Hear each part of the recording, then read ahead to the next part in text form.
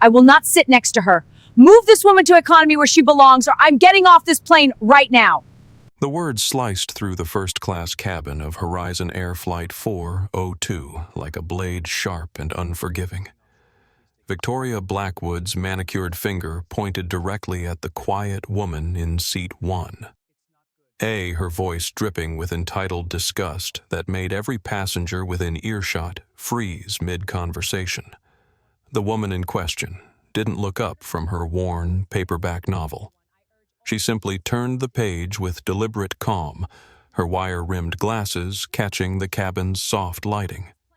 Her navy cardigan was modest, her gray slacks unremarkable, and her silver hair was pulled back in a neat bun. To Victoria Blackwood, she looked exactly like what she expected to see in economy class, not occupying the premium seat directly beside her own. But what Victoria didn't know, what none of the 47 passengers and crew aboard that Boeing 777 could have imagined, was that in exactly 12 minutes, the quiet woman in seat 1A would reveal a truth so shocking it would destroy Victoria's life, completely transform an entire industry, and create a viral moment that would be watched by over 15 million people worldwide. Before we dive deeper into this story, I want to ask you something. Where are you watching from today? Drop your city in the comments below. And if you believe that everyone deserves to be treated with dignity, regardless of how they look, hit that subscribe button and give this video a like. Stories like this need to be heard. Now let's rewind to how this moment began.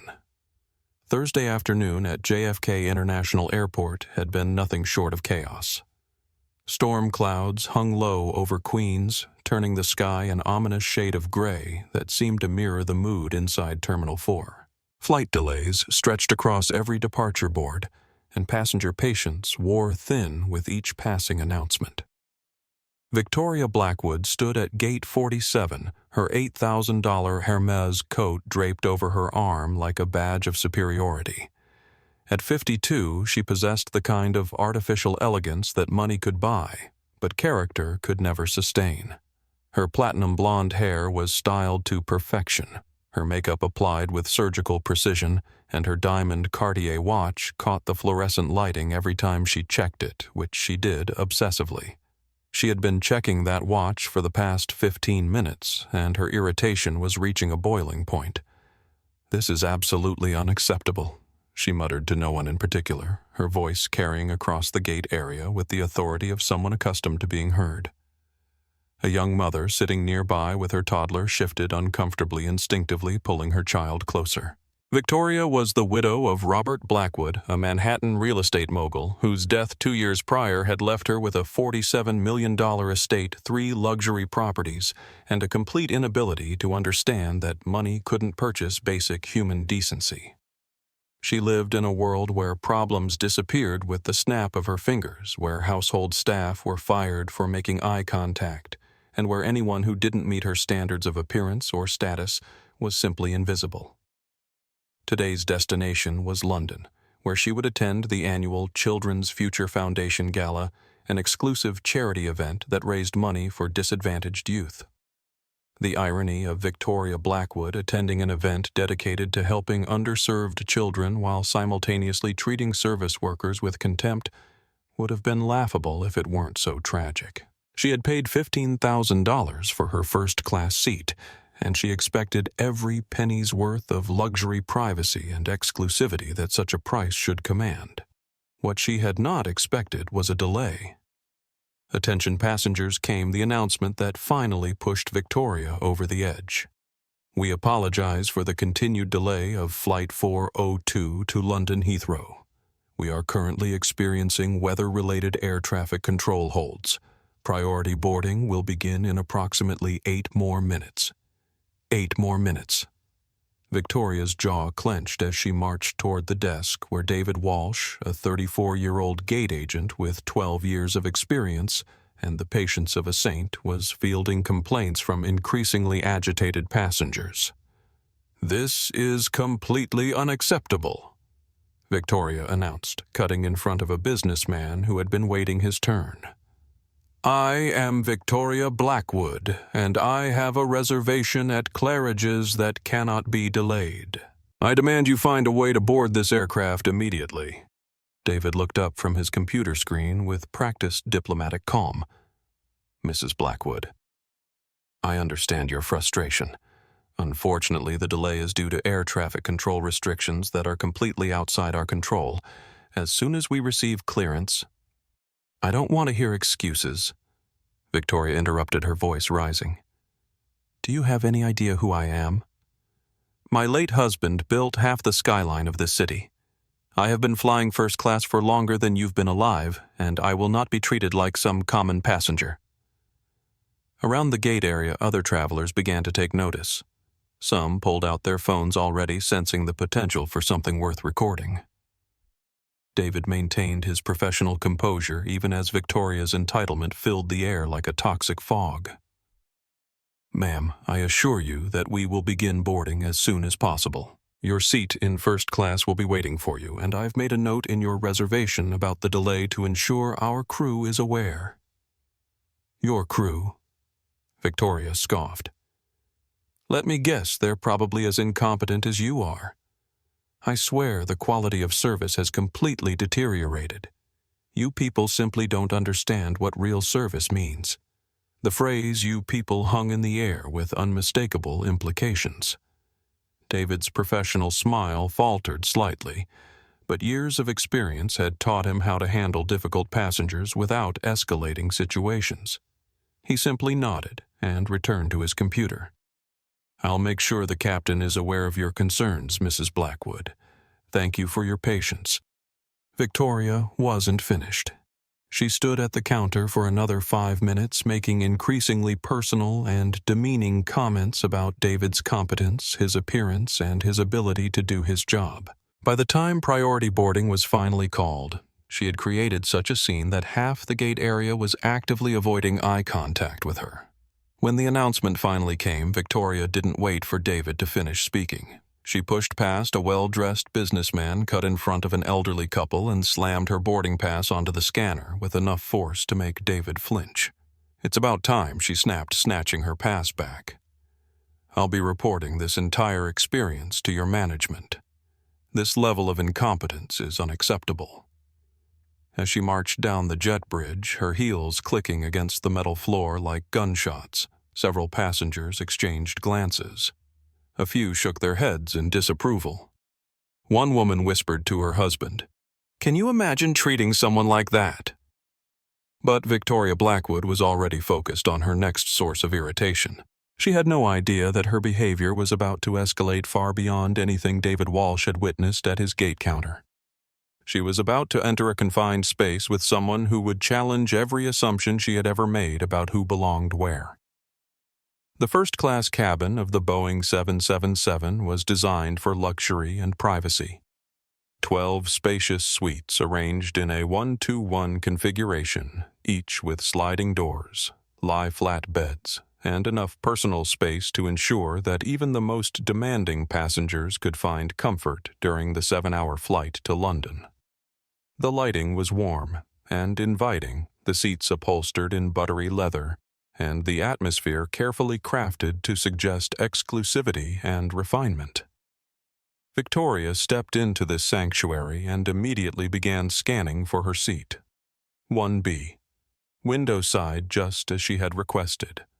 But as her eyes found her suite, they also found something that made her blood pressure spike instantly, sitting in seat 1. Directly adjacent to her own was a black woman. Victoria stopped walking. Her mouth fell open slightly as she stared, her brain struggling to process what she was seeing. The woman appeared to be in her early 60s, dressed in a simple navy cardigan over a white blouse and gray slacks. Her silver hair was pulled back in a neat bun, and she wore wire-rimmed glasses as she read what appeared to be a well-worn paperback book. Her posture was relaxed, her expression serene, and she seemed completely at ease in the luxury surroundings. To Victoria Blackwood, this was all wrong. In her worldview, people who looked like this woman belonged in economy class, or better yet, on different flights entirely. The cognitive dissonance of seeing someone she immediately categorized as the help occupying a seat that cost more than many people's monthly salary sent her into an instant rage. She stood there for a full 30 seconds, waiting for the woman to notice her and perhaps offer some explanation, some apology, some acknowledgement that she was in the wrong place. But the woman simply continued reading, turning a page with unhurried calm. Sophia Martinez appeared at Victoria's side with a tray of pre-departure champagne and the kind of welcoming smile that had earned her commendations during her 8 years as a flight attendant.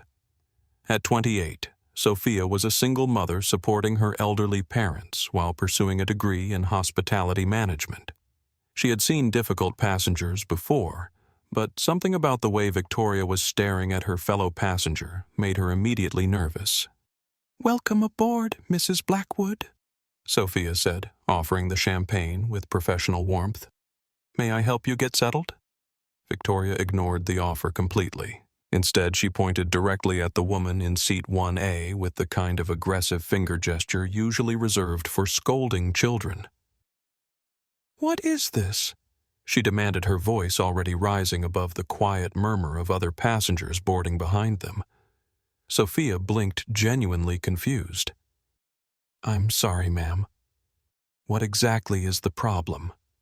"The problem," Victoria said, her voice dripping with indignation, "is that I paid $15,000 for privacy and exclusivity, and instead I'm being seated next to—" She paused, her eyes raking over the quiet woman with open contempt. "To someone who clearly doesn't belong in first class." The woman in seat 1. A finally looked up from her book. Her dark eyes met Victoria's with a calm, steady gaze that revealed nothing. She removed her glasses slowly, folding them into her lap with deliberate precision. "Is there a problem?" she asked, her voice low and controlled, carrying a subtle authority that Victoria completely missed in her rage. "Yes, there is a problem," Victoria snapped, turning her back on the woman as if she were dismissing a servant. She addressed Sophia directly, her voice getting louder with each word. "I expect to understand how she got that seat. Did she win some sort of lottery?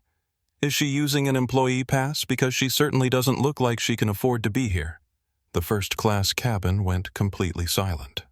Other passengers, Tyler Brooks, a tech blogger in his early 30s who had been live-streaming his travel experience, and James Thompson, a renowned architect in his late 50s, stopped what they were doing to listen. The air itself seemed to thicken with tension. Sophia's professional smile cracked slightly. After 8 years in the airline industry, she had developed a sixth sense for situations that were about to explode, and every instinct she possessed was screaming danger. "Ma'am," she said carefully, "that is another passenger who has a valid ticket just like yours. I cannot and will not ask to see her documentation based on your assumptions about her appearance." Victoria's face flushed red. "Assumptions. Look at her." She gestured wildly at the woman who had returned to her book, but was clearly listening to every word. "Does she look like someone who belongs in $15,000 seats? I demand to see her boarding pass. I demand to know how she got that ticket." The woman in seat 1. A. Doctor. Evelyn Carter. Though no one in that cabin knew her true identity yet, closed her book gently and looked up again. This time her gaze held something that might have been amusement, though it was so subtle that Victoria missed it entirely. "My ticket is in order," Evelyn said softly. "My name is Dr. Evelyn Carter, and I assure you I have every right to be here." "I don't care what you call yourself." Victoria spat, her voice now loud enough that passengers in economy could probably hear her. "I care about my comfort. I am a platinum-level passenger. My husband built half the skyline of Manhattan. I will not spend 7 hours sitting next to someone who looks like she should be serving me drinks instead of drinking them herself." The racist implications of her words hung in the air like poison gas. Several passengers gasped audibly. Tyler Brooks, who had initially been filming casual travel content for his 2.1 million followers, quickly switched his phone to record what was clearly becoming a major incident. Sophia took a deep breath, drawing on every bit of professional training she had received. "Mrs. Blackwood, I need to ask you to lower your voice and take your seat. What you're saying is discriminatory and completely inappropriate. Dr. Carter has every right to be here, and I will not ask her to move based on your personal prejudices." Victoria's eyes widened with shock and rage. "Prejudices? How dare you? I am simply demanding the level of service I paid for. I want her moved to economy class where she belongs, or I want someone else upgraded to replace her. I don't care how you solve this problem, but you will solve it, or I'll have your job." Dr. Evelyn Carter set her book down on the tray table and looked directly at Victoria for the first time since the confrontation began. Her expression remained perfectly calm, but there was something in her dark eyes that suggested layers of experience, wisdom, and perhaps most importantly, patience. "You really should take your seat," Evelyn said quietly. "We have a schedule to keep." "Don't you dare speak to me," Victoria shrieked, her composure completely shattered. "I want the captain. Get me the captain right now." And that was the moment when everything changed. Because from the cockpit of Flight 402, behind a heavy door marked "Authorized Personnel Only," came the sound of footsteps. The door handle turned and Captain Marcus Rodriguez stepped into the first-class cabin. At 45, Marcus was a man who carried himself with the quiet confidence that came from 22 years of flying experience and an impeccable safety record. He had worked his way up from regional airlines to major carriers, and just 6 months ago, he had achieved his dream of becoming a senior captain with Horizon Air. He was the primary breadwinner for his family, his wife Isabella and their 2 daughters, Sophia, 16, and Maria, 12. Their mortgage, the girls' college funds, their entire future depended on his ability to handle situations like this with professionalism and diplomacy. "What seems to be the problem here?" Marcus asked, his voice carrying the practiced authority of someone accustomed to commanding respect in difficult situations. Victoria lunged at him verbally before he had even fully emerged from the cockpit. "Captain! Thank God! Your crew is completely incompetent. This woman," she pointed at Evelyn with renewed venom, "is in my space. She doesn't belong in first class, and I demand that she be removed immediately. I am Victoria Blackwood. I am sure you've heard of the Blackwood real estate empire. I will not tolerate this indignity." Marcus looked at Victoria, taking in her expensive clothes, her aggressive posture, and her obvious agitation.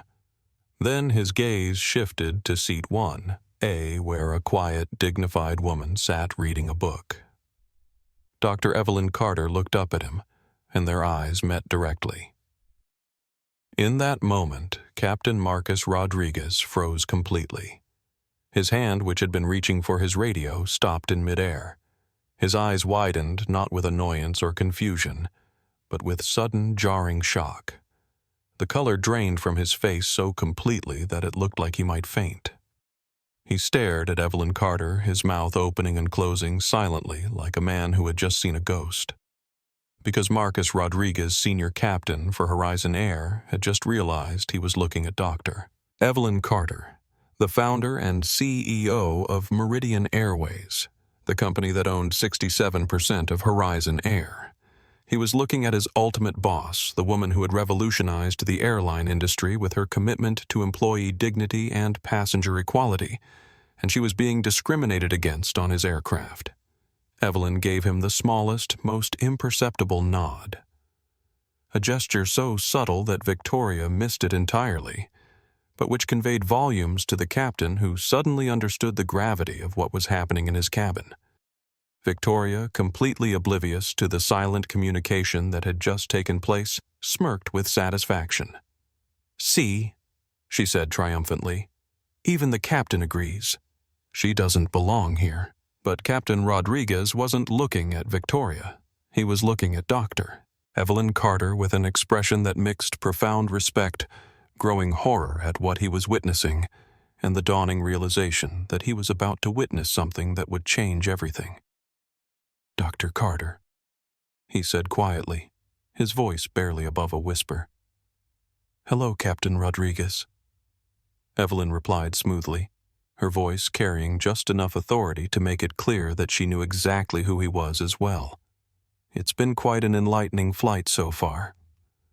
Victoria looked between the pilot and the woman in seat 1A, her confusion quickly curdling into suspicion. She didn't like being ignored, and she certainly didn't like the fact that this conversation seemed to be happening without her. But she had no idea that in the next few minutes her entire world was about to collapse. She had no idea that the quiet woman she was demanding be moved to economy class was about to reveal an identity so shocking that it would not only destroy Victoria's life but transform an entire industry. The countdown had begun. In exactly 9 minutes, Victoria Blackwood would learn the most expensive lesson of her life. And every passenger on Flight 402 was about to witness justice served at 35,000 feet. The woman sitting so calmly in seat 1A as Victoria Blackwood hurled racist insults at her was not who anyone in that cabin imagined her to be. Dr. Evelyn Carter was worth $3.2 billion. She was the founder and CEO of Meridian Airways, one of the largest privately held airline companies in the world, with 847 aircraft flying to 312 destinations across 6 continents. Meridian Airways owned a controlling 67% stake in Horizon Air, the very airline on which this confrontation was taking place. In the aviation industry, Evelyn Carter was a legend, a pioneer who had built an empire from nothing while revolutionizing how airlines treated both passengers and employees. But as she sat in her modest navy cardigan, reading a worn paperback copy of Their Eyes Were Watching God, no one could have guessed that the quiet, unassuming woman being subjected to Victoria's racist tirade controlled the aircraft they were sitting in. Evelyn had been born in rural Alabama in 1962, the daughter of sharecroppers who worked land they would never own. Her father, James Carter, had worked 18-hour days in cotton fields under the blazing southern sun, while her mother Ruth cleaned houses for white families who never bothered to learn her name. Evelyn grew up in a 2-room shack with no running water, no electricity, and no reason to believe that her life would be any different from her parents'. But Evelyn Carter had always been different. While other children played in the dusty yard after school, she sat under a massive oak tree with books borrowed from the county's segregated library. She read everything she could get her hands on: mathematics, science, literature, history. By the age of 12, she was teaching herself calculus from textbooks that other students wouldn't encounter until college. Her teachers recognized her extraordinary intellect early, but in 1970s, rural Alabama, being a brilliant black girl from a sharecropper family, presented challenges that seemed insurmountable. College was an impossible dream for someone whose family could barely afford food, let alone tuition. Everything changed when Evelyn was 17. A guidance counselor named Margaret Foster, a white woman who had moved to Alabama from Vermont to teach in underserved communities, recognized Evelyn's potential and refused to let it go to waste. Mrs. Foster spent her own money to help Evelyn apply to colleges, wrote recommendation letters, and drove her 3 hours to Atlanta for interviews. Evelyn received a full scholarship to Georgia Institute of Technology, where she majored in aerospace engineering. She was one of only 3 black students in her program and the only black woman. Her classmates alternated between ignoring her completely and questioning whether she belonged there. Professors called her by other students' names. Study groups excluded her. She faced the same assumptions about her intelligence and capabilities that Victoria Blackwood was displaying in the aircraft cabin above. But Evelyn persevered. She graduated summa cum laude, earned a master's degree, and then a Ph.D. from MIT, specializing in aircraft design and aviation operations management.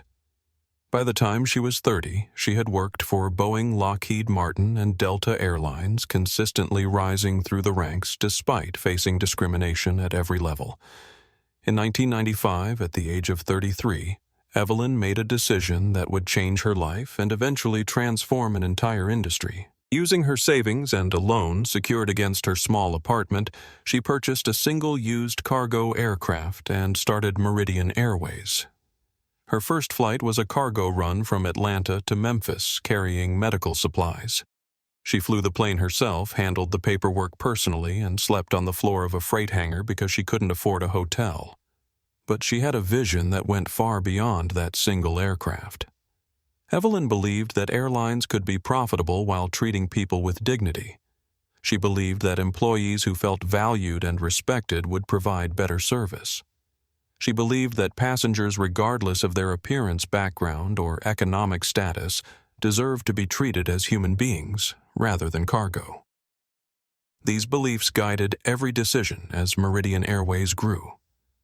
When other airlines were cutting staff and reducing services, Evelyn invested in training programs that taught employees to recognize and prevent discrimination. When competitors focused solely on maximizing revenue per seat, Meridian created policies ensuring that passenger comfort and dignity were never compromised for profit. By 2010, Meridian Airways was operating 200 aircraft. By 2018, they had acquired significant stakes in 12 other airlines, including the 67% controlling interest in Horizon Air that they had purchased just 2 years ago. Evelyn had built a transportation empire worth over $8 billion while maintaining her commitment to treating every passenger and employee with respect. But success hadn't eliminated the discrimination she faced. Even as one of the most powerful executives in aviation, Evelyn regularly encountered people who made assumptions about her capabilities based on her appearance. She had been mistaken for a flight attendant at industry conferences, questioned about her qualifications by investors, and subjected to the kind of subtle and overt racism that successful black women navigated daily. That's why for the past 3 months, Dr. Evelyn Carter had been conducting undercover investigations of her own airlines. It had started with a series of anonymous complaints submitted through Meridian's employee reporting structure. Flight attendants, gate agents, and even some pilots had been documenting incidents of passenger discrimination that seemed to be occurring disproportionately on certain routes. The complaints were specific and disturbing black passengers being questioned about their ticket validity, Hispanic families being moved away from white passengers, Asian business travelers being subjected to additional security screenings.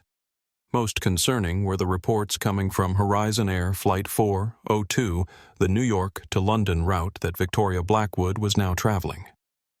According to multiple anonymous reports, this particular flight had become a magnet for entitled passengers who felt comfortable expressing racist views toward fellow travelers. Rather than conducting a traditional corporate investigation, Evelyn had decided to see the truth for herself.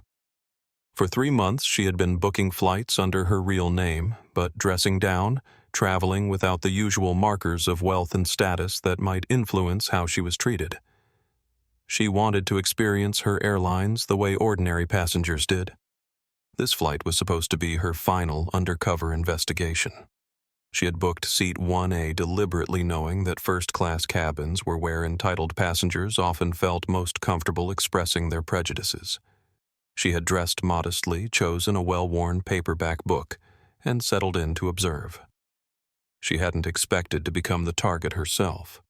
As Victoria continued her racist tirade demanding that Captain Rodriguez remove her from first class, Evelyn remained outwardly calm. But internally, she was documenting every word, every gesture, every moment of discrimination that was unfolding. This incident would become a case study, a training tool, and potentially a legal matter that would send shockwaves through the industry. She was also calculating the consequences. Victoria Blackwood was about to learn that actions have repercussions, that treating people with contempt based on their appearance could destroy everything you thought you owned. Meanwhile, Victoria herself was completely oblivious to the magnitude of her mistake. Victoria Blackwood had lived her entire adult life insulated from consequences. Born Victoria Ashworth to a middle-class family in New Jersey, she had married Robert Blackwood when she was 23, and he was 45, trading her youth and beauty for access to wealth and social status. Robert had been a real estate developer who specialized in luxury properties, and his success had provided Victoria with everything money could buy: designer clothes, exclusive vacations, membership in elite social clubs, and, most importantly, the power to treat other people as disposable. For 27 years of marriage, Victoria had never worked a day in her life. She had spent her time shopping, attending charity galas where she was photographed for society magazines, and cultivating friendships with other wealthy wives who shared her sense of superiority over anyone they considered beneath them. When Robert died of a heart attack 2 years ago, Victoria inherited everything: the $18 million Manhattan penthouse, the $12 million Hamptons estate, the art collection, the stock portfolio, and, most crucially, the belief that her wealth made her better than other people. Since Robert's death, Victoria had become increasingly isolated and bitter. Without her husband's business connections to ground her, her sense of entitlement had grown unchecked. She had fired 23 household employees in 2 years for various infractions, making eye contact, speaking without being spoken to, suggesting that her treatment of them was inappropriate. Her social circle had begun to shrink as well. Other wealthy wives found her behavior embarrassing, her racism too overt for even their elevated social circles. Charity organizations had started declining her offers to host events after incidents where she had made inappropriate comments about the people they were supposedly helping. Victoria's trip to London was partially an attempt to rehabilitate her social standing. The Children's Future Foundation Gala was an exclusive event that attracted European royalty, tech billionaires, and entertainment celebrities. Being photographed at such an event would reinforce her status and hopefully help her regain some of the social influence she felt slipping away. She had spent $15,000 on the first-class ticket specifically because she wanted to travel in an environment where she would be surrounded by the right kind of people, wealthy, white, and willing to share her assumptions about who belonged where. The presence of Dr. Evelyn Carter in seat 1. A represented everything Victoria feared about the changing world around her. In her mind, people like Evelyn were supposed to know their place, and that place was not in first-class cabins, luxury hotels, or exclusive charity galas. What Victoria didn't realize was that people like Evelyn Carter had never known their place because their place was wherever they decided it should be. Captain Marcus Rodriguez stood frozen in the aisle, trapped between his professional obligations and his growing horror at what he was witnessing. As Victoria continued her demands for Evelyn's removal, Marcus found himself in an impossible position. On one hand, he had been trained to handle difficult passengers diplomatically. Customer service was a crucial part of airline operations, and keeping passengers happy, especially high-paying first-class passengers, was considered essential for business success. On the other hand, he was watching his ultimate boss being subjected to racist abuse, and every word of it was being recorded by other passengers.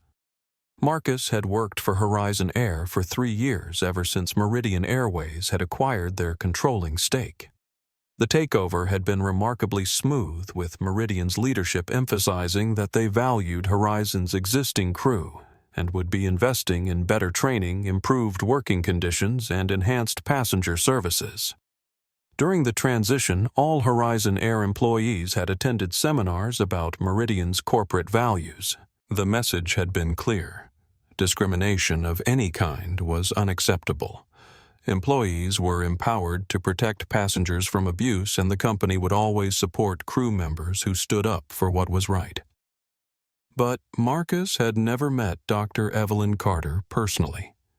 He knew the name, of course. Every airline employee knew the story of the sharecropper's daughter who had built an aviation empire.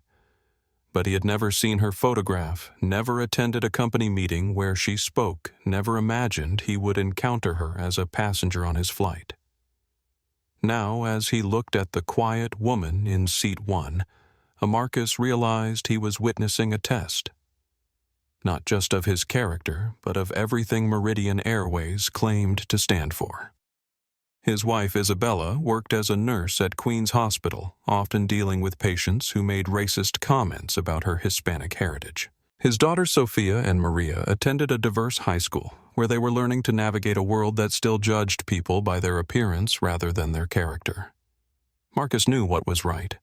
The question was whether he had the courage to do it, even if it meant confronting a wealthy passenger who could potentially damage his career. As Victoria's voice grew louder and her demands more insistent, Marcus realized that his career might already be in jeopardy. If Dr. Evelyn Carter chose to report this incident, and why wouldn't she, his failure to act decisively could be seen as complicity in discrimination.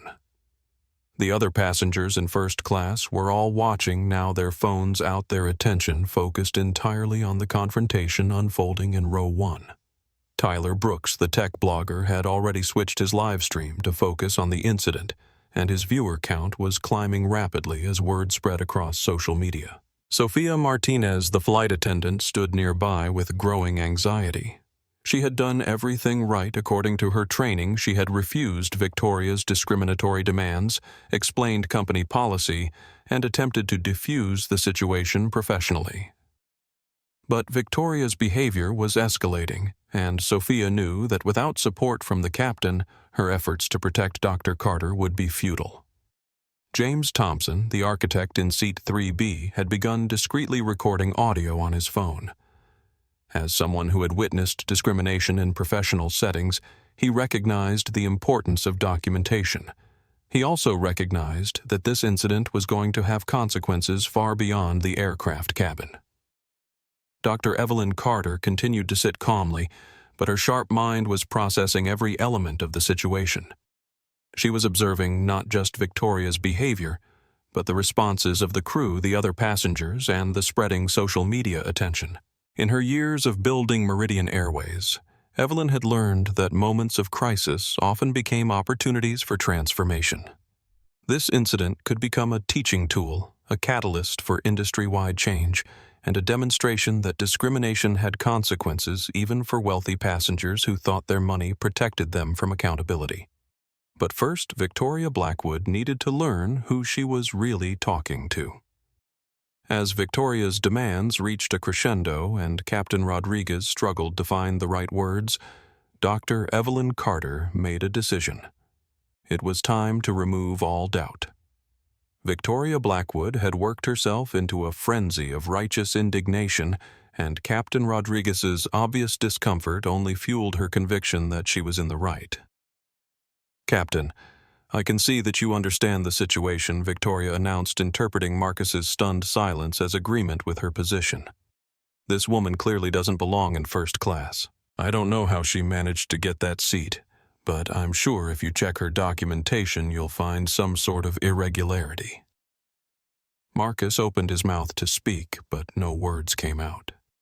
He was staring at Dr. Evelyn Carter, the woman who had revolutionized his industry, the CEO, whose policies had improved working conditions for thousands of airline employees, and he was watching her being subjected to the kind of discrimination that Meridian Airways had spent billions of dollars trying to eliminate. "I don't have all day." Victoria continued, her voice rising to a near shout. "I have a reservation at Claridge's, and I will not spend this flight sitting next to someone who won a lottery ticket or used food stamps to pay for first class. Move her now, or I'm calling the airline's headquarters myself." Dr. Evelyn Carter looked up from her book for the first time since Captain Rodriguez had entered the cabin. Her dark eyes met his with a gaze that conveyed both understanding of his position and quiet expectation that he would do the right thing. "Captain Rodriguez," she said softly, "perhaps you should handle this situation according to company policy." The mention of company policy sent a jolt through Marcus. He knew exactly what Meridian Airways policy stated about discrimination. He had read it, been trained on it, and sworn to uphold it. But he also knew that standing up to wealthy passengers could have career consequences, especially if they followed through on threats to complain to corporate headquarters. Victoria noticed the exchange between the captain and Evelyn, and her paranoia began to spike. "What is this?" she demanded, looking between them suspiciously. "Are you two working together, Captain? I'm warning you, if this is some sort of setup, some kind of diversity publicity stunt, I'll have both your jobs. I know people. I have connections. I can destroy your careers with one phone call." Tyler Brooks, who had been live streaming the entire incident, watched his viewer count surge past 50,000 as Victoria's threats became more aggressive.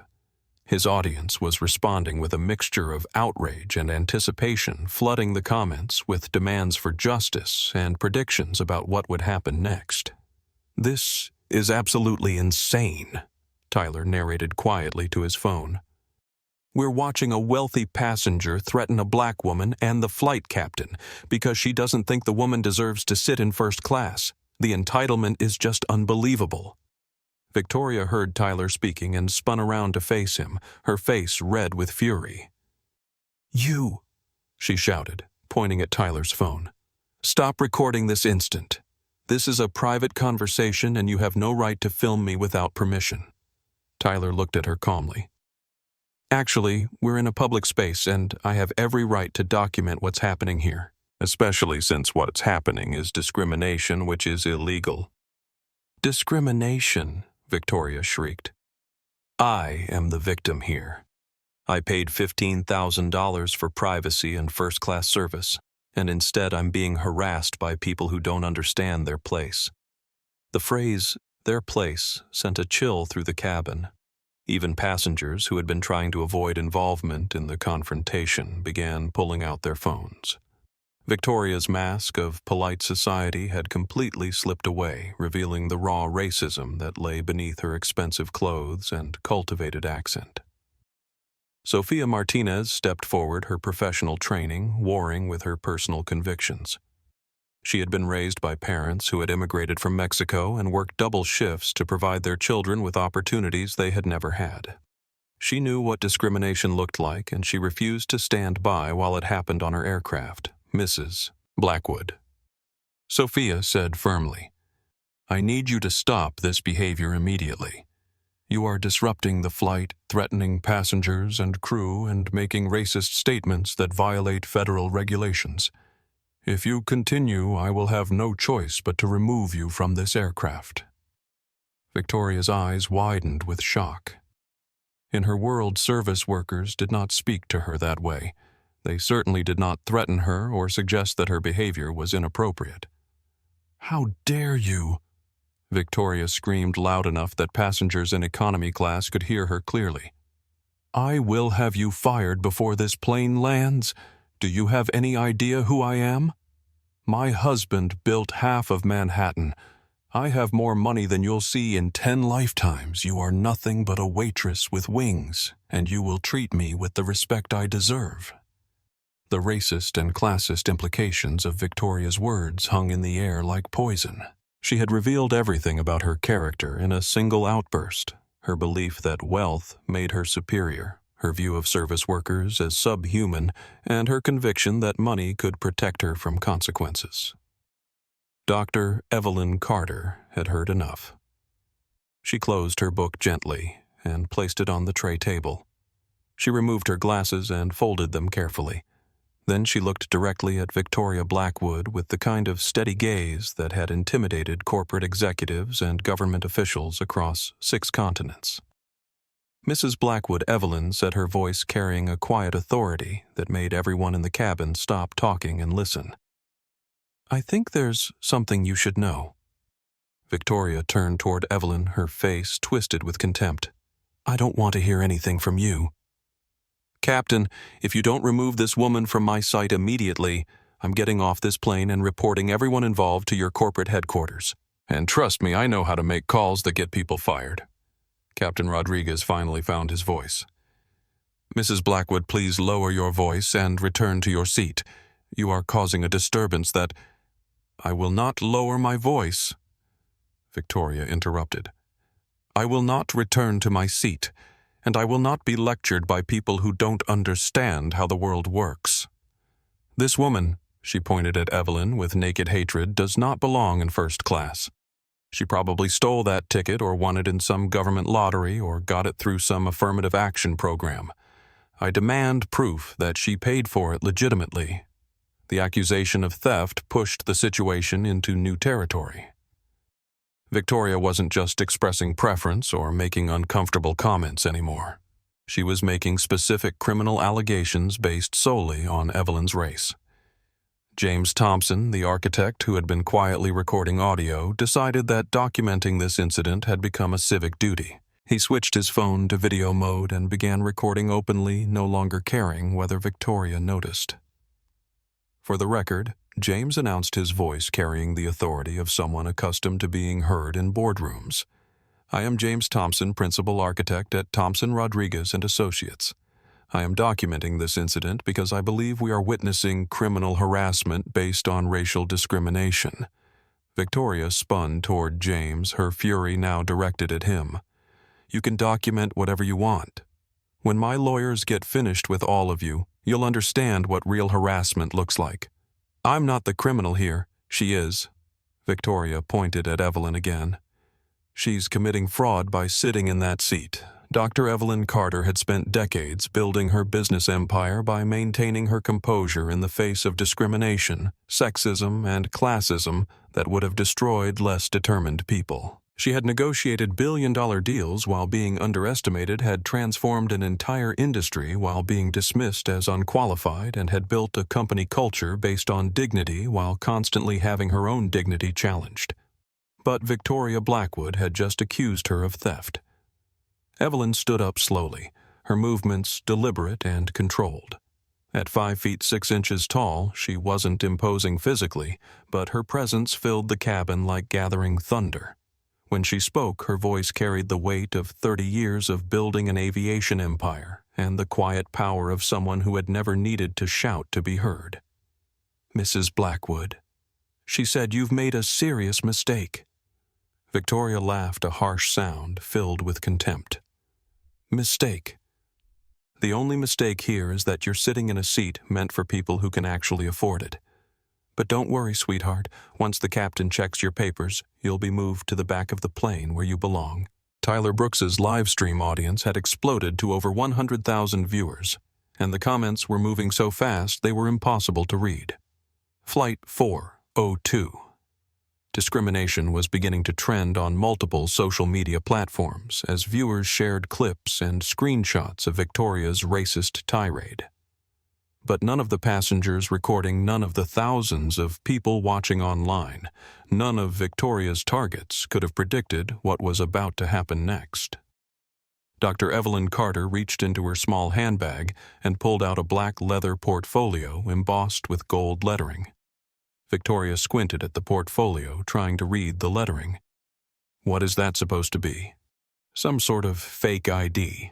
Evelyn opened the portfolio carefully and turned it toward Victoria, Captain Rodriguez, and the cameras that were now recording from multiple angles. Inside the portfolio was a corporate identification badge, a notarized certificate of corporate authority, and a letter of authorization signed by the board of directors of Meridian Airways.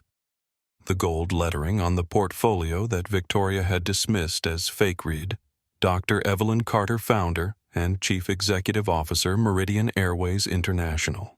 Victoria stared at the documents, her brain struggling to process what she was seeing. The corporate ID showed Evelyn's photograph alongside her title and signature. The certificate of authority listed her as the principal shareholder and CEO of Meridian Airways. The board authorization gave her complete operational control over all Meridian subsidiaries, including Horizon Air. The woman Victoria had been demanding be removed from first class was the owner of the airline. Captain Rodriguez's face went completely white as the full implications of what he had been witnessing hit him like a freight train. He had just watched a passenger commit federal crimes by making racist threats against his ultimate boss while demanding her removal from an aircraft she owned. Sophia Martinez gasped audibly, her hand flying to cover her mouth. Tyler Brooks stopped narrating his live stream, too stunned to speak.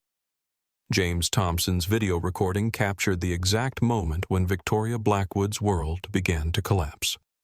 Victoria stared at the documents for a full 10 seconds, her mouth opening and closing silently. When she finally spoke, her voice was barely a whisper. This has to be fake." Dr. Evelyn Carter's response was measured and devastating.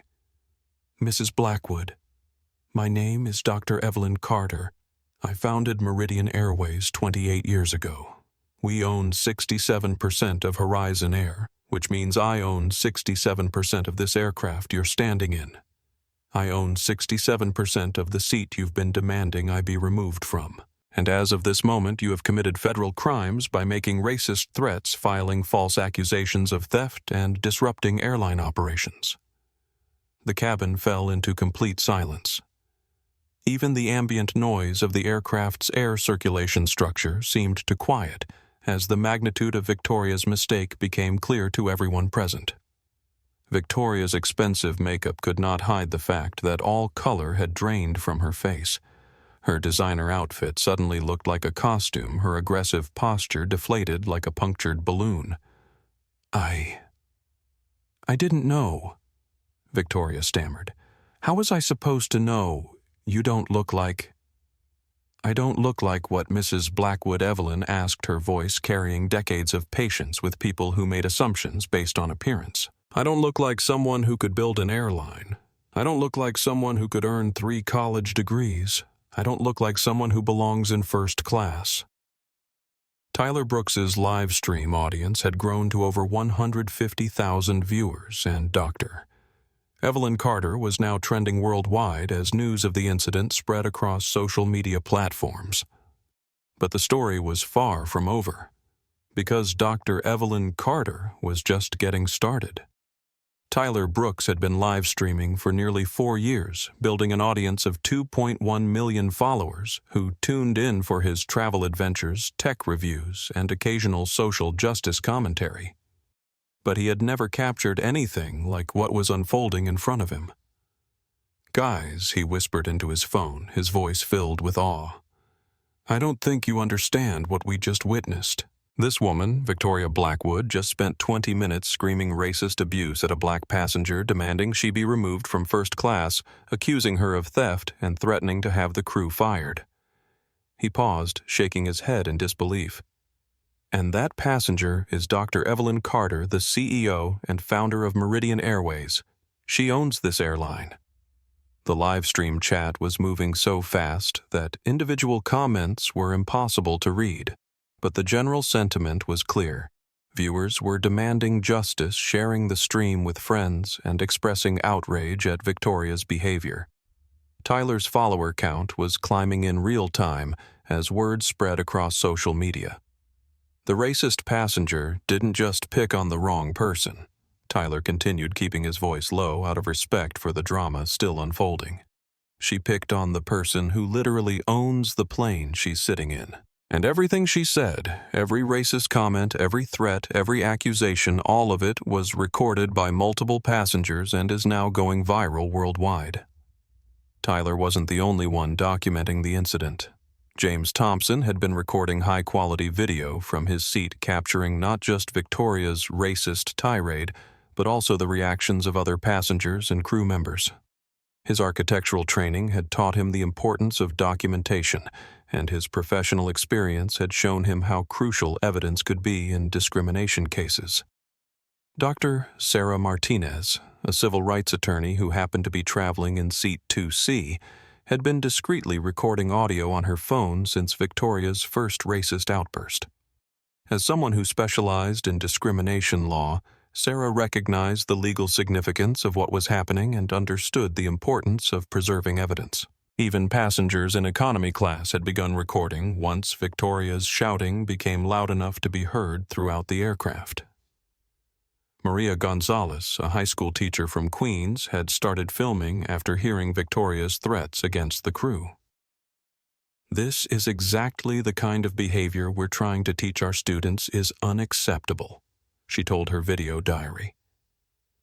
And seeing it happen to airline employees who are just trying to do their jobs is heartbreaking. But the documentation extended far beyond passenger recordings. Sophia Martinez had been following Meridian Airways protocol by discreetly recording the incident on her company-issued device. Every major airline had implemented recording procedures for discrimination incidents after a series of high-profile lawsuits, and Sophia's training had prepared her for exactly this situation. The aircraft itself was capturing everything as well. Horizon Air Flight 402 was equipped with multiple security cameras that recorded continuously throughout all flights. The audio and video from those cameras would be automatically archived and made available to investigators if needed. Most significantly, Dr. Evelyn Carter had been recording the entire incident on a sophisticated device disguised as a simple smartwatch. As CEO of an airline company, she understood the legal and public relations implications of discrimination incidents, and she had come prepared to document anything that occurred during her undercover investigation. The digital footprint of Victoria Blackwood's racist meltdown was becoming massive and permanent. On social media, the incident was exploding across platforms. Flight 402 discrimination had been trending for 20 minutes and was being shared faster than platform algorithms could track. Dr. Evelyn Carter was trending globally as people searched for information about the airline's CEO who had been targeted. Victoria Blackwood was also trending, but for very different reasons, as social media users began sharing information about her background and calling for consequences.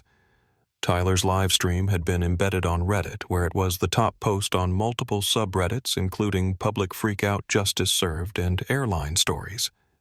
The Reddit comments were particularly brutal in their assessment of Victoria's behavior and their praise for Dr. Carter's composure. On Twitter, verified accounts with millions of followers were sharing clips of the incident with commentary ranging from outraged to satirical. Travel blogger with 4.2 million followers tweeted, "Imagine being so racist that you demand the owner of the airline remove herself from her own plane." Victoria Blackwood really thought her money made her untouchable. Karma is Real Civil Rights Law with 2.8 million followers posted, "This is textbook federal civil rights violation." Victoria Blackwood just committed crimes on camera while targeting one of the most successful black executives in America. The legal consequences will be severe. Justice Instagram stories were filled with screenshots from Tyler's livestream, often accompanied by fire emojis and outraged commentary. TikTok users were already creating reaction videos, with the most popular one beginning POV. "You're so entitled you try to have an airline CEO removed from her own plane."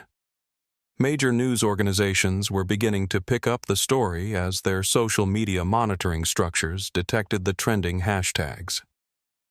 CNN's transportation correspondent had already reached out to Meridian Airways' press office for comment. The BBC's U.S. Bureau was preparing a segment on discrimination in air travel. Fox Business was readying a report on the incident's potential impact on airline stock prices. But the most significant documentation was happening in real time within corporate America itself. Meridian Airways' public relations team had been monitoring social media mentions of the company as part of their standard protocols. When Flight 402 discrimination began trending, automated alerts went out to senior executives, legal staff, and communications specialists. Within 15 minutes of Tyler's livestream going viral, Meridian's crisis management team was fully activated. Corporate attorneys were reviewing federal discrimination statutes. Human resources personnel were pulling employee records for everyone involved. The public relations department was drafting holding statements while waiting for more information. Most importantly, the incident was being monitored by Meridian's board of directors, who understood that their CEO was not just a target of discrimination, but was also conducting an undercover investigation that could have far-reaching implications for airline industry practices. Victoria Blackwood, still standing in the aisle of Flight 402 staring at Dr. Carter's credentials, had no idea that her behavior was being analyzed in corporate boardrooms, law schools, and social justice organizations around the world. She also had no idea that the consequences were already beginning. The first consequence came in the form of a phone call to the aircraft. Captain Rodriguez's radio crackled to life with a message from air traffic control that would change the trajectory of the entire incident. Horizon Air 402. Be advised that your departure has been delayed indefinitely, pending resolution of an onboard security incident. You are directed to return to the gate for passenger removal and federal investigation. Victoria heard the announcement and felt the first flutter of real panic. Security incident. What security incident? I haven't done anything wrong. Dr. Evelyn Carter looked at Victoria with an expression that might have been pity if it weren't so cold. Mrs. Blackwood making racist threats against passengers is a federal crime. Disrupting airline operations is a federal crime. Filing false accusations is a federal crime. You have committed multiple felonies while being recorded by dozens of people and broadcast live to hundreds of thousands of viewers worldwide. Victoria's mouth opened and closed silently as the full scope of her situation began to penetrate her consciousness. She had been so focused on her outrage, so certain of her rightness, so convinced that her wealth and social status would protect her that she had never considered the possibility of actual consequences. But I didn't mean... Victoria stammered, looking around the cabin at the passengers who were still recording her. This is all just a misunderstanding. I was just trying to get comfortable in the seat I paid for. Tyler Brooks, still live streaming to an audience that had grown to over 200,000 viewers, provided commentary. She's trying to walk it back now, but we have everything on video. Every racist comment, every threat, every accusation. She called Dr. Carter a thief, demanded she be removed because of her race, and threatened to have the crew fired for protecting her from discrimination. The aircraft began moving back toward the gate, and Victoria could feel her carefully constructed world starting to crumble around her. But she still had no idea how completely her life was about to change. Because Dr. Evelyn Carter wasn't just planning to have Victoria removed from the flight. She was planning to make this incident a turning point for an entire industry. As Flight 402 approached the gate, Dr. Carter made a decision that would ensure Victoria Blackwood's racist meltdown became a case study in corporate accountability, social media justice, and the consequences of believing that wealth could protect someone from responsibility for their actions. The documentation phase was complete. The justice phase was about to begin. Flight 402 pulled back into Gate 47 with the mechanical precision of an aircraft whose crew had shifted from routine operations to crisis management. Through the small windows, passengers could see ground crew preparing for what was clearly going to be an unusual deplaning situation. News vans were already pulling into the airport perimeter, their satellite dishes extending toward the sky like mechanical flowers reaching for the sun.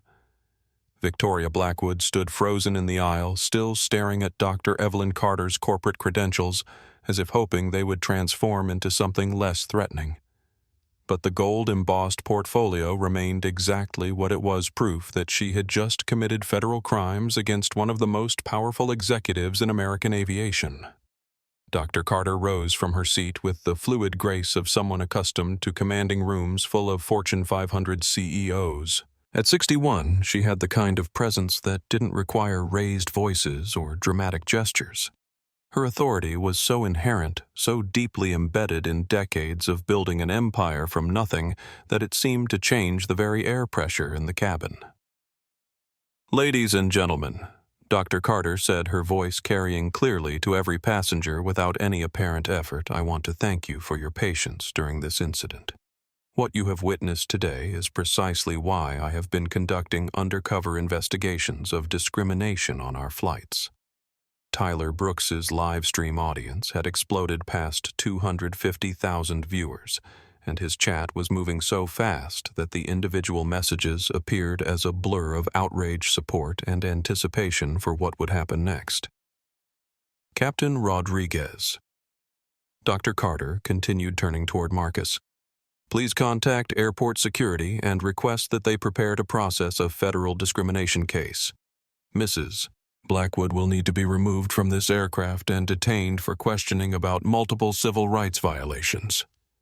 Marcus straightened his relief at finally being able to act according to company policy, mixing with his professional respect for the woman who had transformed his industry. "Yes, ma'am. Airport security is already en route, and I believe federal transportation authorities have been notified as well." Victoria found her voice, though it came out as a strangled whisper. "You can't do this.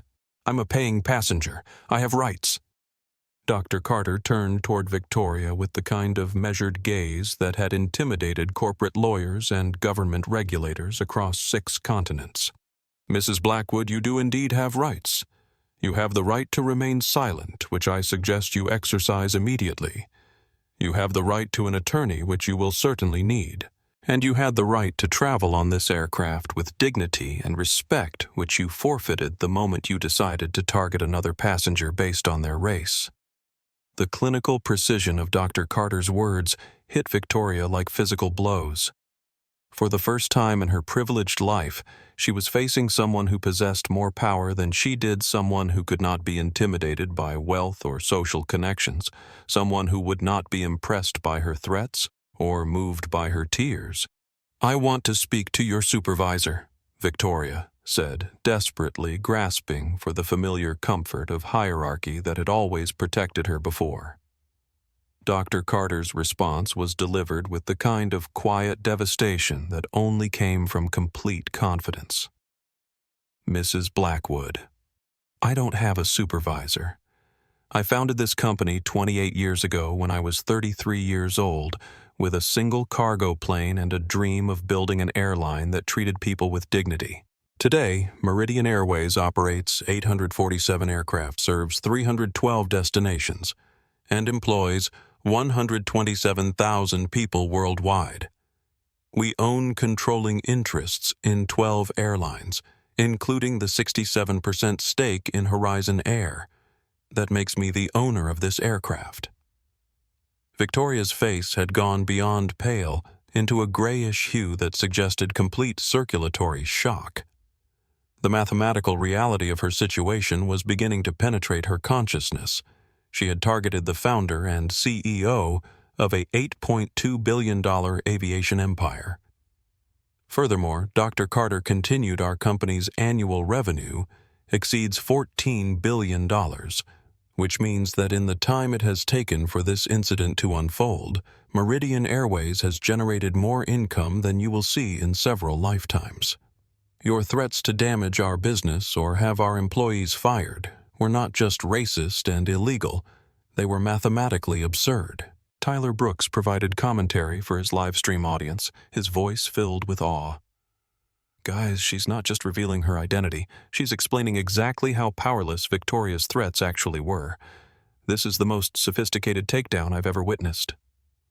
James Thompson had stopped recording and was simply watching in professional admiration.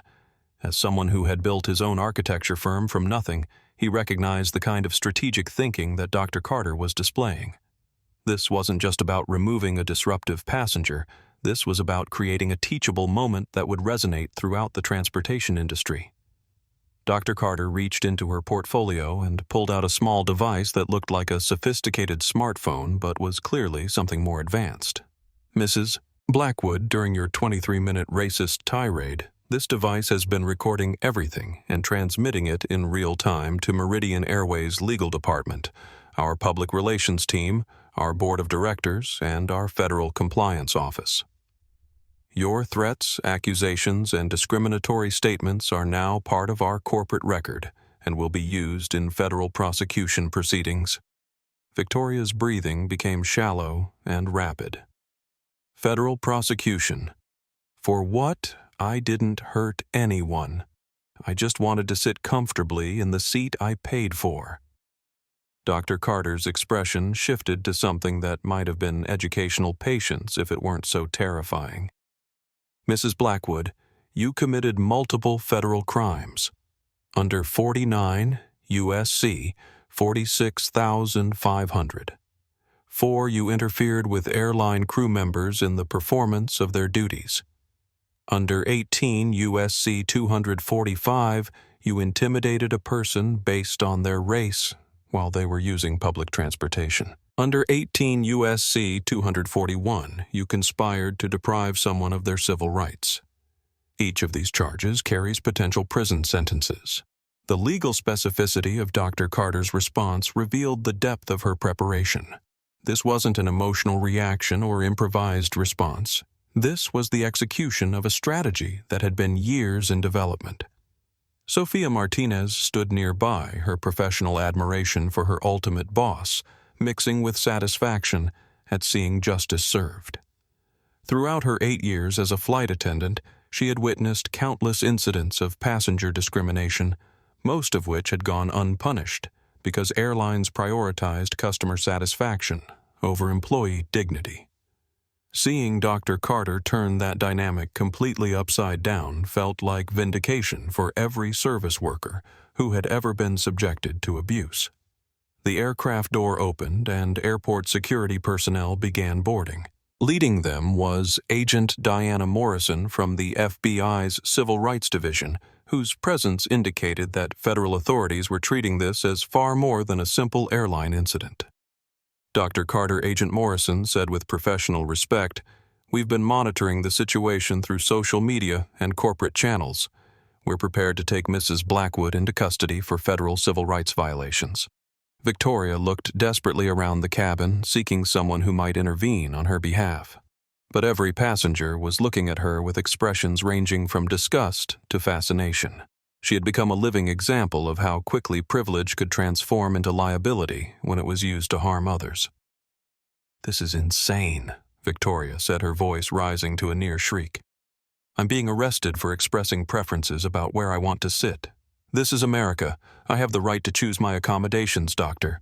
Carter's final response was delivered with the kind of moral clarity that had guided her from sharecropper's daughter to aviation industry titan. "Mrs. Blackwood, you have never had the right to express racist preferences. You have never had the right to target people based on their appearance. You have never had the right to disrupt airline operations with discriminatory behavior. And you have never had the right to threaten people who refuse to participate in your racism." Agent Morrison stepped forward with handcuffs, and Victoria's carefully constructed world of privilege and entitlement finally collapsed completely. "Victoria Blackwood, you are under arrest for federal civil rights violations. You have the right to remain silent." As the Miranda rights were read, Tyler Brooks provided final commentary to his live stream audience, which had grown to over 300,000 viewers. "Ladies and gentlemen, we have just witnessed what happens when entitlement meets accountability." Victoria Blackwood thought her money made her untouchable. She was wrong. The arrest was being broadcast live to hundreds of thousands of people worldwide, and within hours it would be viewed by millions more. Victoria Blackwood had achieved the kind of viral fame that destroys lives rather than building them. But for Dr. Evelyn Carter, this was just the beginning. The real transformation was about to begin. The footage of Victoria Blackwood being led off Flight 402 in handcuffs reached 1 million views within 40 minutes of being uploaded. By the time she was processed at the federal detention facility in Queens, Victoria Blackwood was trending globally, and her racist meltdown had become the top story on every major news network. Dr. Evelyn Carter remained on the aircraft as passengers deplaned, using the time to conduct interviews with investigators, coordinate with her corporate legal team, and begin implementing the wide-ranging changes that would ensure incidents like this became impossible in the future. Agent Morrison. Dr. Carter said as she provided her formal statement, "I want to make it clear that this incident represents a failure of our industry's accountability structures. Mrs. Blackwood felt comfortable expressing racist views on our aircraft because she believed her wealth would protect her from consequences. That belief was not formed in a vacuum. It was reinforced by years of airlines prioritizing customer satisfaction over employee dignity and passenger equality. Agent Morrison nodded, understanding that Dr. Carter was thinking far beyond the immediate case. "What changes do you envision implementing comprehensive reform?" Dr. Carter replied. "Starting immediately, Meridian Airways will implement zero-tolerance policies for discriminatory behavior by passengers. Any customer who targets our employees or fellow passengers based on race, ethnicity, religion, gender, or any other protected characteristic will be permanently banned from all Meridian properties and prosecuted to the fullest extent of federal law."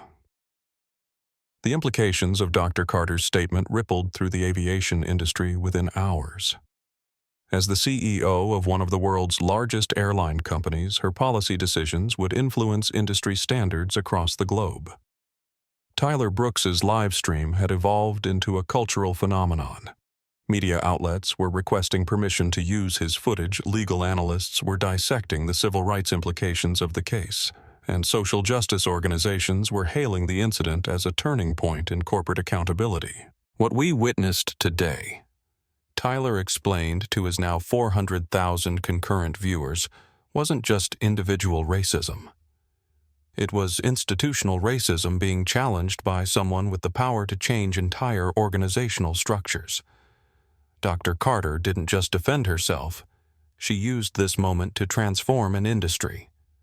The social media response was unprecedented.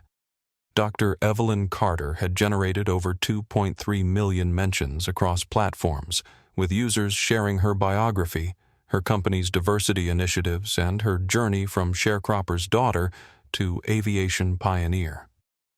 Corporate executives, politicians, and celebrities were posting messages of support and calling for other industries to follow Meridian Airways' lead. Senator Smith posted, "Dr. Evelyn Carter's response to racial discrimination shows what real leadership looks like. Every CEO should study this case. Accountability matters." Oprah tweeted, "When dignity meets power, transformation follows." Dr. Carter turned a moment of hate into an opportunity for justice. This is how change happens. Elon Musk wrote impressive crisis management and strategic thinking. Dr. Carter built an empire and used it to create positive change. Respect. But the immediate consequences extended far beyond social media praise. Within 6 hours of Victoria's arrest, Meridian Airways' stock price had jumped 12% as investors responded positively to the company's decisive handling of discrimination. Travel industry analysts were calling it the Carter effect, predicting that other airlines would rush to implement similar zero-tolerance policies to avoid being seen as less progressive than Meridian. Victoria Blackwood's consequences were far more severe. Her arrest had triggered automatic background checks that revealed troubling patterns of discriminatory behavior spanning years. The charity organizations she had worked with began releasing statements distancing themselves from her involvement. The Children's Future Foundation announced that her invitation to the London Gala had been revoked and that her previous donations would be returned. More damaging was the financial investigation that federal authorities launched as part of their civil rights case. Victoria's lavish lifestyle had always seemed slightly incongruous with her deceased husband's known business earnings, and investigators were discovering why. Robert Blackwood's real estate empire, it turned out, had been built on a foundation of discriminatory lending practices, housing segregation, and tax avoidance schemes that were only now being fully understood. Victoria had inherited not just wealth, but liability for decades of federal violations that were only now coming to light. The Manhattan penthouse was seized by federal marshals as evidence in a racketeering investigation.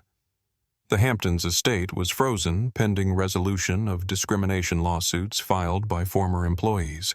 The art collection was impounded as potentially purchased with proceeds from illegal activities.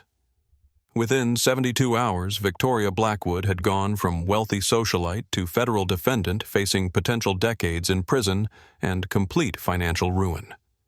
Captain Marcus Rodriguez and Sofia Martinez were experiencing very different consequences. Dr. Carter personally commended their professionalism during the crisis, and within a week, both had received promotions that reflected Meridian Airways' commitment to supporting employees who upheld company values.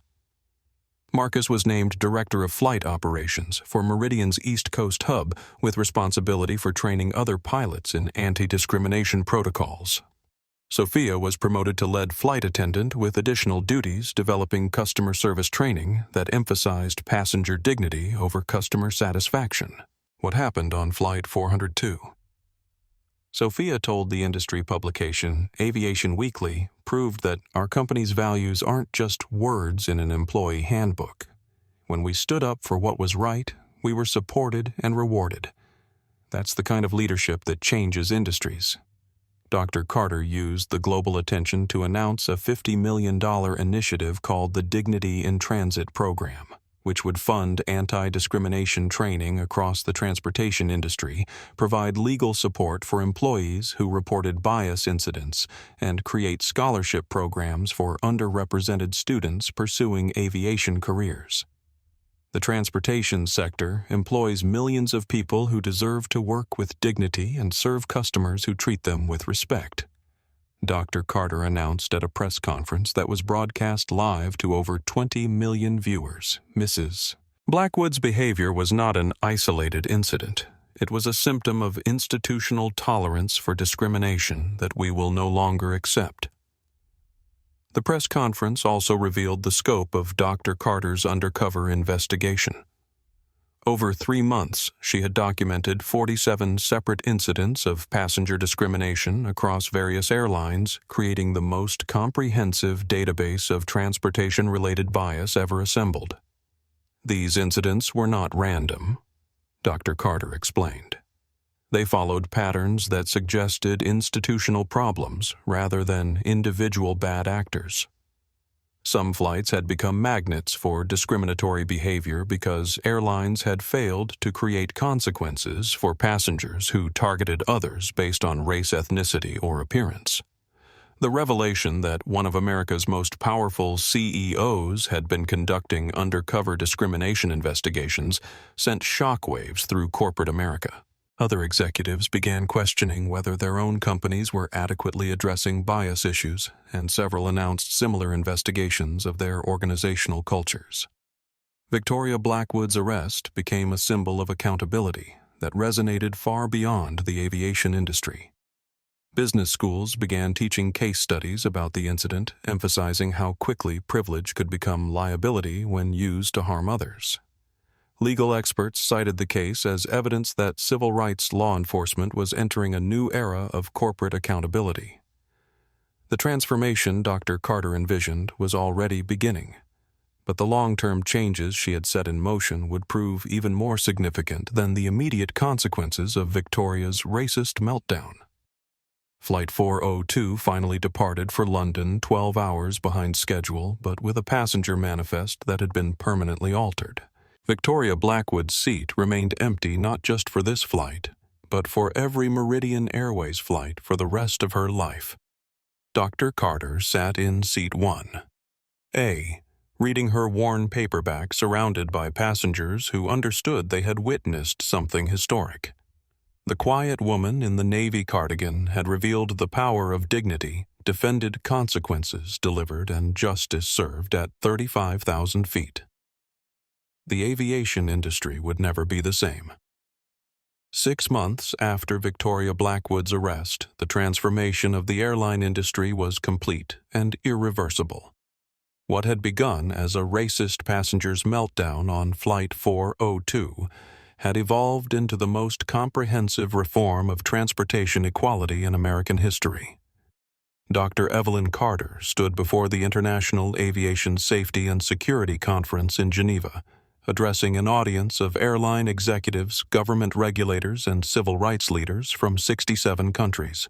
Her presentation was titled, "The Carter Protocol: Creating Accountability Structures for Transportation Equality." The incident on Flight 402 revealed institutional failures that extended far beyond one passenger's discriminatory behavior. Dr. Carter explained to the assembled delegates, It exposed an industry culture that prioritized customer satisfaction over human dignity, that treated discrimination as a customer service issue rather than a civil rights violation. The Carter Protocol had become the global standard for aviation industry discrimination prevention. Every major airline had implemented zero-tolerance policies for passenger bias incidents, created real-time reporting structures for crew members, and established permanent bans for travelers who targeted others based on protected characteristics. The Federal Aviation Administration had adopted the Carter Protocol as mandatory federal regulation, making anti-discrimination training a requirement for all airline personnel. The European Union had implemented similar standards across all 27 member nations. Airlines that failed to comply faced immediate suspension of operating licenses. But the changes extended far beyond policy implementation. The entire culture of air travel had shifted toward an assumption of dignity for all passengers and respect for airline employees. Captain Marcus Rodriguez had become the face of the industry's transformation. As Director of Flight Operations for Meridian's expanded East Coast operations, he oversaw training programs that had been adopted by airlines worldwide. His story of moral courage during the Flight 402 incident had made him a sought-after speaker at aviation conferences and business leadership seminars.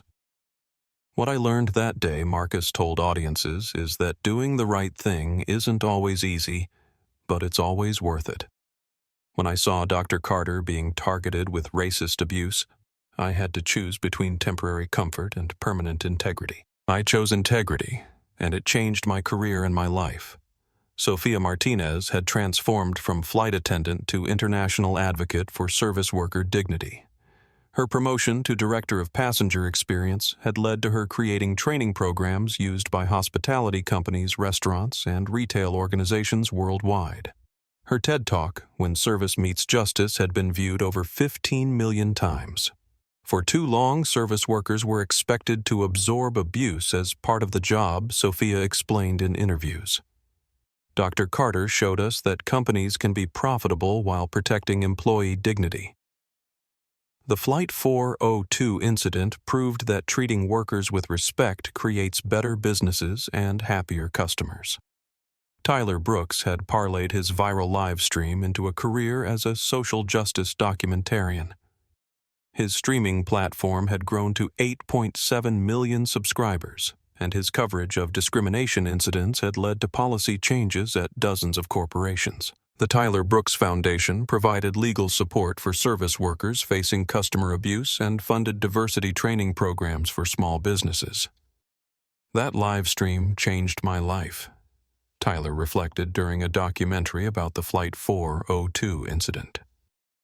But more importantly, it changed how millions of people think about racism, privilege, and accountability.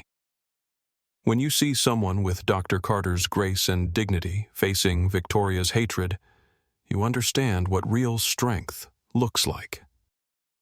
Victoria Blackwood's story had taken a very different trajectory. Federal prosecutors had used her racist tirade as the foundation for a sweeping investigation into discriminatory practices in real estate, hospitality, and financial services.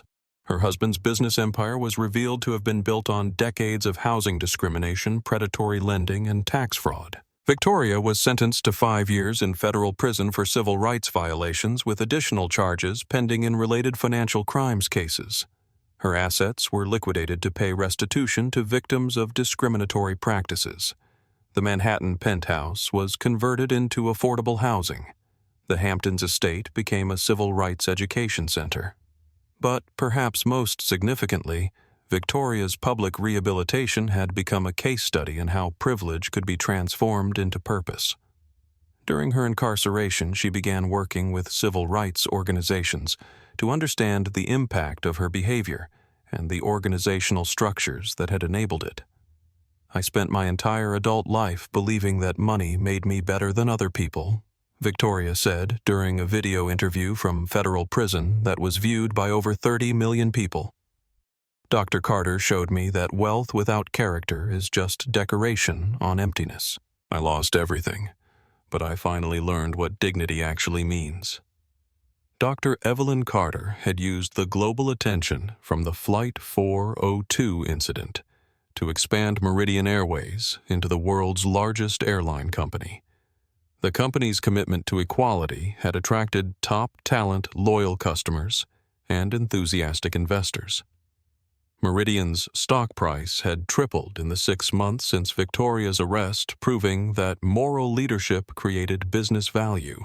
But Dr. Carter's most significant achievement was the Dignity in Transit program, which had grown into a $200 million initiative that was transforming transportation industries worldwide. The program funded anti-discrimination training, legal support for bias victims, and scholarship programs that had increased diversity in aviation careers by 340%. The goal was never to punish Mrs. Blackwood, Dr. Carter explained in her Geneva presentation. The goal was to create accountability structures that would prevent future Victoria Blackwoods from believing their wealth entitled them to dehumanize others. The cultural impact of the Flight 402 incident had extended far beyond transportation. Business schools taught case studies about the importance of moral leadership in crisis situations. Law schools used the incident to illustrate how civil rights enforcement could drive organizational change. Social psychology researchers studied how viral documentation of racism could create accountability for discriminatory behavior. As Dr. Carter concluded her Geneva presentation, she returned to the fundamental principle that had guided her response to Victoria's racism. Dignity is not an upgrade. It is the standard. Every person, regardless of their appearance, background, or economic status, deserves to be treated with respect. When we create accountability structures that protect that principle, we build organizations that serve everyone better. The standing ovation that followed lasted for 7 minutes, 1 minute for each hour that Flight 402 had been delayed while justice was served. Dr. Evelyn Carter returned to her seat in the conference hall surrounded by transportation leaders who understood that the quiet woman in the navy cardigan had permanently changed their industry. She opened a worn paperback book and began reading just as she had been doing when Victoria Blackwood first demanded her removal from seat 1A. But this time she was reading in a world where such demands had become unthinkable, where accountability had replaced tolerance for discrimination, and where dignity had become the non-negotiable standard for human interaction. The transformation was complete. Flight 402 had become a symbol of justice served, consequences delivered, and the power of quiet strength to change everything. And in airports around the world, passengers of every race, nationality, and background boarded aircraft knowing they would be treated with the dignity that Dr. Evelyn Carter had fought to protect. One seat, one flight, one moment of moral courage at a time. Sometimes the most powerful revolutions happen quietly. Sometimes justice arrives not with protests or legislation, but with a simple refusal to accept that wealth justifies racism, or that privilege excuses hatred. Dr. Evelyn Carter had proven that when dignity meets power, transformation follows, and that transformation once begun becomes unstoppable. If this story moved you, remember that dignity isn't negotiable and respect isn't optional. When we witness discrimination, we have a choice: stay silent or speak up. Dr. Carter chose to transform a moment of hatred into an opportunity for justice, proving that one person's courage can change an entire industry. Have you ever witnessed discrimination? Have you ever been told you don't belong somewhere because of how you look? Share your story in the comments below. Let's continue this conversation about dignity, respect, and the power we all have to create change. Hit that like button if you believe everyone deserves to be treated with respect, regardless of their race, background, or appearance. Subscribe to this channel for more stories of justice served and accountability delivered.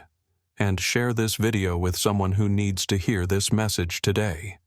Because when we stand together against discrimination, when we refuse to let hatred win, when we choose courage over comfort, we create a world where everyone can fly with dignity. Thank you for watching. And remember, your voice matters. Your actions count, and together, we can make sure that what happened to Victoria Blackwood happens to anyone who thinks their money gives them the right to dehumanize others.